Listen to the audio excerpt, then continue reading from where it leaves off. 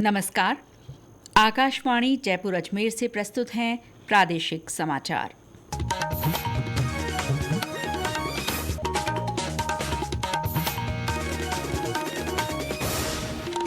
मुख्य समाचार। केंद्रीय कृषि मंत्री शिवराज सिंह चौहान ने नकली कीटनाशक, उर्वरक और बीज बनाने वाली कंपनियों के खिलाफ सख्त कार्रवाई पर जोर दिया। राज्य में गिव अप अभियान के तहत अब तक 26 लाख से ज्यादा लाभार्थियों ने नाम हटवाए। लगभग 53 लाख लोगों को खाद्य सुरक्षा योजना से जोड़ा गया। प्रदेश में वरिष्ठ नागरिकों को घर बैठे दवा वितरण योजना का लाभ देने के लिए पायलट प्रोजेक्ट शुरू किया जाएगा। और राज्य के पूर्वी हिस्सों में हल्की बारिश का सिलसिला जारी, पश्चिमी भागों में गर्मी का असर बढ़ा। समाचारों के साथ मैं शीला चावला और अब समाचार विस्तार से। केंद्रीय कृषि और किसान कल्याण मंत्री शिवराज सिंह चौहान ने नकली कीटनाशक, उर्वरक और बीज बनाने वाली कंपनियों के खिलाफ सख्त कार्रवाई के निर्देश दिए हैं। उन्होंने कहा कि ऐसी कंपनियों के खिलाफ देश में एक अभियान शुरू किया जाएगा। श्री चौहान ने मध्य प्रदेश के छीरखेड़ा गांव में नकली कीटनाशक और खाद की वजह से सोयाबीन की फसलों को हुए नुकसान का जायजा लिया। इस दौरान उन्होंने किसानों से बातचीत भी की। कृषि मंत्री ने कहा कि नकली खाद बीज किसानों के लिए अभिशाप हैं। उन्होंने कहा कि किसानों की फसलें खराब होने को गंभीरता से लिया जाएगा।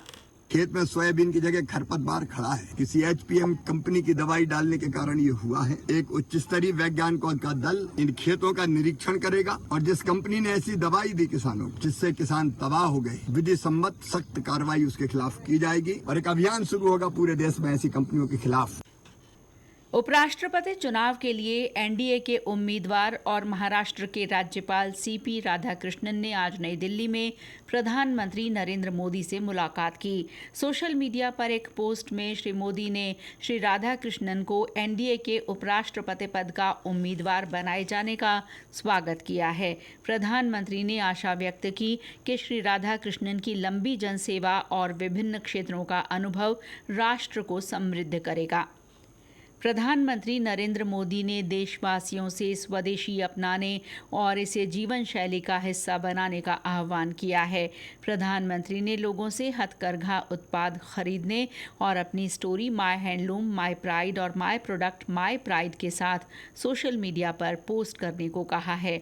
इस अभियान का उद्देश्य देश की हथकरघा विरासत के प्रति सम्मान बढ़ाना और स्थानीय हस्तशिल्पियों तथा बुनकरों की पहुंच बढ़ाना है।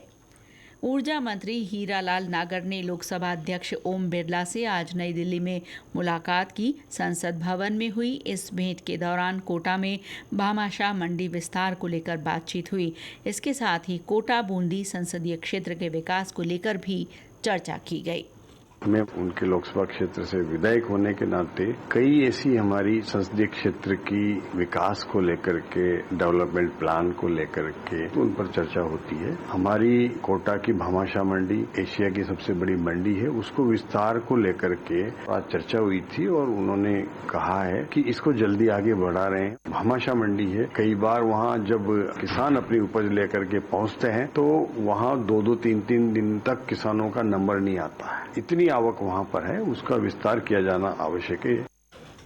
केंद्रीय पर्यटन और संस्कृति मंत्री गजेंद्र सिंह शेखावत ने आज नई दिल्ली में रेल मंत्री अश्विनी वैष्णव से मुलाकात की। इस दौरान श्री शेखावत ने जोधपुर से दिल्ली के बीच नई वंदे भारत ट्रेन चलाने का आग्रह किया। उन्होंने कहा कि इससे जोधपुर के साथ ही जयपुर वासियों को भी फायदा मिल सकेगा। श्री शेखावत ने ये रेल सुविधा जोधपुर से सुबह जल्दी चलाने और उसी दिन शाम दिल्ली से जोधपुर वापसी करने के लिए भी अनुरोध किया। इस पर रेल मंत्री ने उन्हें आश्वस्त किया कि लोगों की सुविधा को ध्यान में रखते हुए इस पर जल्द ही निर्णय किया जाएगा। राज्य में गिव अप अभियान के तहत अब तक 26 लाख से ज्यादा सक्षम लाभार्थियों ने स्वेच्छा से खाद्य सुरक्षा योजना का लाभ छोड़ा है। वहीं 27 लाख से अधिक लोगों का नाम ई-केवाईसी नहीं करवाने के कारण योजना से हटा दिया गया है। और ब्यौरा हमारे सहयोगी सुदर्शन नाहर से। राज्य में पिछले साल 1 नवंबर से शुरू हुए गिव अप अभियान के तहत सक्षम लाभार्थी खाद्य सुरक्षा योजना का लाभ छोड़ रहे हैं। ये अभियान 31 अगस्त तक चलाया जा रहा है। वहीं 53 लाख पात्र लोगों को राष्ट्रीय खाद्य सुरक्षा योजना से जोड़ा गया है। संपन्न परिवारों की ओर से स्वेच्छा से नाम हटवाने पर वंचित लोगों को खाद्य सुरक्षा मिल सकेगी। गिव अप अभियान खाद्य सुरक्षा ही नहीं बल्कि सामाजिक न्याय की दिशा में भी सार्थक कदम है। ये समाचार आकाशवाणी जयपुर अजमेर से प्रसारित किए जा रहे हैं। प्रादेशिक समाचार बुलेटिन आप हमारे x handle @AIR_News_Jaipur, YouTube channel Rajasthan AIR news और फेसबुक AIR न्यूज राजस्थान पर भी सुन सकते हैं। राजस्थान 6 करोड़ 20 लाख आभा आईडी बनाकर देश में दूसरे स्थान पर है। इसके साथ ही 1 करोड़ 68 लाख से ज्यादा आभा लिंक्ड ई हेल्थ कार्ड भी बनाए जा चुके हैं। मुख्यमंत्री भजनलाल शर्मा ने चिकित्सा और स्वास्थ्य विभाग की बैठक के दौरान ये जानकारी दी। श्री शर्मा ने बैठक में अधिकारियों को वरिष्ठ नागरिकों को घर बैठे दवा वितरण योजना का लाभ देने के लिए पायलट प्रोजेक्ट शुरू करने के निर्देश दिए। केंद्र सरकार ने राष्ट्रीय पशुधन मिशन के तहत राजस्थान को 4 करोड़ 11 लाख रुपए से अधिक की राशि जारी की है। पशुपालन मंत्री जोराराम कुमावत ने बताया कि खुरपका, मुंहपका, ब्रुसेला और अन्य रोगों के नियंत्रण के लिए इस राशि का उपयोग किया जाएगा। श्री कुमावत ने बताया कि राष्ट्रीय पशुधन मिशन के तहत उद्यमिता विकास कार्यक्रम के लिए भी राज्य को 4 करोड़ 8 लाख रुपए की अनुदान राशि मिली है। उप मुख्यमंत्री दिया कुमारी ने राजसमंद प्रवास के दौरान आज आंगनबाड़ी केंद्र का निरीक्षण किया। उप मुख्यमंत्री कुंभलगढ़ विधानसभा क्षेत्र के भोपजी की भागल गांव में केंद्र का जायजा लेने पहुंची। इस दौरान उन्होंने बच्चों को दी जा रही सुविधाओं, पोषण, साफ सफाई और शिक्षण गतिविधियों को देखा। दिया कुमारी ने बच्चों से बातचीत भी की। मीडिया से बातचीत में उन्होंने कहा कि बच्चों को बेहतर पोषण और शिक्षा उपलब्ध कराना सरकार की मंशा है। इसके लिए आंगनबाड़ी केंद्रों का विकास प्राथमिकता से किया जा रहा है। राष्ट्रीय अनुसूचित जाति आयोग कल से प्रदेश के दौरे पर रहेगा। 2 दिन की इस यात्रा के दौरान आयोग राज्य सरकार, पुलिस के आला अधिकारियों, जनप्रतिनिधियों और अनुसूचित जाति के कल्याण से जुड़ी संस्थाओं के साथ चर्चा करेगा। सामाजिक न्याय और अधिकारिता विभाग के निदेशक आशीष मोदी ने बताया कि इस दौरान आयोग के अध्यक्ष किशोर मकवाना सदस्यों के साथ अनुसूचित जाति वर्ग के सामाजिक उत्थान के लिए चलाई जा रही विभिन्न योजनाओं की समीक्षा करेंगे। इसके साथ ही आयोग जामडोली परिसर में एससी छात्रों के लिए बने छात्रावास का भी निरीक्षण करेगा। भरतपुर के रूपवास में आज एक पिकअप के पलटने से करीब 15 लोग गंभीर रूप से घायल हो गए। इन्हें आरबीएम अस्पताल में भर्ती करवाया गया है। चक सामरी गांव के रहने वाले ये लोग दर्शन के लिए वैष्णो देवी जा रहे थे। सिरोही जिले के आदिवासी क्षेत्रों में पाई जाने वाली पारंपरिक वन उपज कंकोड़ा से महिलाएं अब अचार तैयार कर रही हैं। राजीविका और प्रशासन के संयुक्त प्रयासों से आदिवासी महिलाओं को आत्मनिर्भर बनाने की दिशा में ये पहल की गई है। पिंडवाड़ा उपखंड अधिकारी मनसुख डामोर ने बताया कि महिला स्वयं सहायता समूहों की ओर से तैयार किया जा रहा ये अचार स्थानीय बाजार में लोकप्रिय हो रहा है। इसके साथ ही अन्य जिलों तक भी इसकी पहुंच बढ़ी है।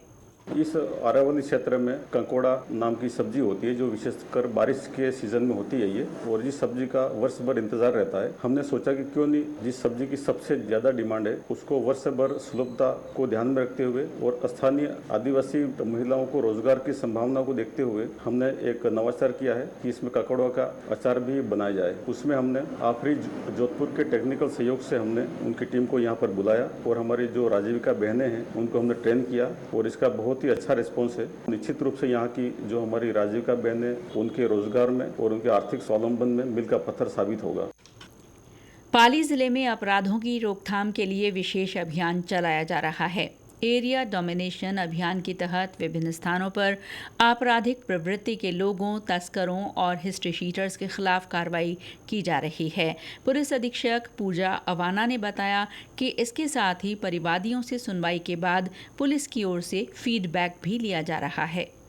पाली पुलिस के द्वारा लगातार अपराधियों के खिलाफ पिछले लगभग 25 दिनों में हमने 4 बार एरिया डोमिनेशन का कार्यक्रम यहाँ पर चलाया, जिसमें 100 से अधिक टीमें लगभग हर एरिया डोमिनेशन वाले दिन हमारे द्वारा बनाई जाती हैं और अलग अलग विभिन्न जगहों पे जो भी आपराधिक प्रवृत्ति के लोग हैं, चाहे वो हार्डकोर अपराधी हो, चाहे वो हिस्ट्री शीटर्स हो, चाहे वो हैबिचुअल ऑफेंडर्स हो या कोई स्थायी वारंटी और प्रोक्लेम्ड ऑफेंडर्स हो, उनके विरुद्ध हमारा ये अभियान जारी रहता है।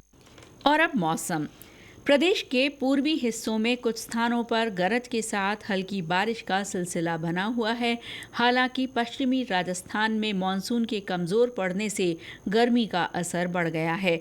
जैसलमेर में पारा पिछले 2-3 दिनों से 40 डिग्री सेल्सियस से ऊपर दर्ज किया जा रहा है। वहीं बाड़मेर, जोधपुर, फलौदी, जालौर, श्रीगंगानगर और बीकानेर में अधिकतम तापमान 38 डिग्री सेल्सियस के ऊपर रिकॉर्ड हो रहा है। सीकर, अलवर, चित्तौड़गढ़ और जयपुर सहित कई स्थानों पर दिन का तापमान 35 डिग्री सेल्सियस से अधिक दर्ज हुआ। मौसम विभाग के अनुसार दक्षिणी राजस्थान के कई जिलों में अगले 3-4 दिन बारिश का दौर जारी रहने का अनुमान है। आज 27 जिलों में बरसात का येलो अलर्ट बताया गया है। रामदेवरा मेले में श्रद्धालुओं की बड़ी संख्या को देखते हुए रेलवे विशेष तैयारी कर रहा है। इसी कड़ी में रेलवे स्टेशन को साफ सुथरा रखने के लिए भी खास इंतजाम किए जा रहे हैं। जोधपुर मंडल रेल प्रबंधक अनुराग त्रिपाठी ने आज रामदेवरा रेलवे स्टेशन का निरीक्षण कर व्यवस्थाओं का जायजा लिया। उन्होंने बताया कि यात्रियों की सुविधा के लिए 2 रेल शुरू की गई हैं, वहीं अगले कुछ दिनों में इनकी संख्या बढ़ाई जाएगी। हमारी 2 स्पेशल ट्रेनें प्रारंभ हो गई हैं, जिसमें जोधपुर से रामदेवरा और रामदेवरा से जोधपुर। 2 स्पेशल ट्रेनें कुछ दिनों बाद और शुरू होंगी, अहमदाबाद से भी और पुणे से भी। इसके अलावा यात्रियों को किसी तरह का सुविधा ना हो, इसलिए हमने जो हमारा वेटिंग हॉल है उसको डेवलप किया है, जहां सैकड़ों की संख्या में लोग बैठ सकेंगे, आराम कर सकेंगे। एग्जिट और एंट्रेंस को हम लोगों ने बेटर किया हुआ है। हमारी जो टिकट विंडो है, 1 की जगह 3 हम कर रहे हैं उसको, और सिमिलरली जो ATM मशीन है उनको डबल कर रहे हैं। महिलाओं के लिए, पुरुषों के लिए, विकलांग बच्चों के लिए, उन सबकी टॉयलेट की व्यवस्था हम पूरी कर रहे हैं। समस्त विभाग RPF को लेकर, सिविल इंजीनियरिंग को लेकर के, इलेक्ट्रिकल को लेकर के, कॉमर्शियल को लेकर, ट्रैफिक को लेकर के सबके सुपरवाइजर यहाँ लगाए गए हैं, जो इन सारी व्यवस्था को देखेंगे, जिसको कोऑर्डिनेट करेंगे। और अंत में मुख्य समाचार एक बार फिर। केंद्रीय कृषि मंत्री शिवराज सिंह चौहान ने नकली कीटनाशक, उर्वरक और बीज बनाने वाली कंपनियों के खिलाफ सख्त कार्रवाई करने पर जोर दिया। राज्य में गिव अप अभियान के तहत अब तक 26 लाख से ज्यादा लाभार्थियों ने नाम हटवाए। लगभग 53 लाख लोगों को खाद्य सुरक्षा योजना से जोड़ा गया। प्रदेश में वरिष्ठ नागरिकों को घर बैठे दवा वितरण योजना का लाभ देने के लिए पायलट प्रोजेक्ट शुरू किया जाएगा। और राज्य के पूर्वी हिस्सों में हल्की बारिश का सिलसिला जारी, पश्चिमी भागों में गर्मी का असर बढ़ा। इसके साथ ही प्रादेशिक समाचार बुलेटिन समाप्त हुआ। नमस्कार।